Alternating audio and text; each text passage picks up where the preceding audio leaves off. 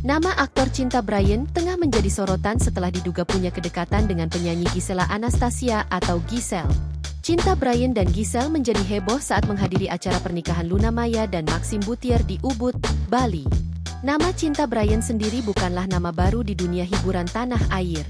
Dia sudah membintangi beberapa proyek sinetron hingga FTV. Cinta Bryan Glenn Roberts ini merupakan pria keturunan Inggris dan Indonesia. Dia merupakan anak pertama dari 6 bersaudara. Cinta Bryan lahir di Denpasar, Bali pada 27 Juli 1998. Cinta memiliki adik yakni Junior Roberts dan William Roberts yang sama-sama terjun di industri hiburan tanah air.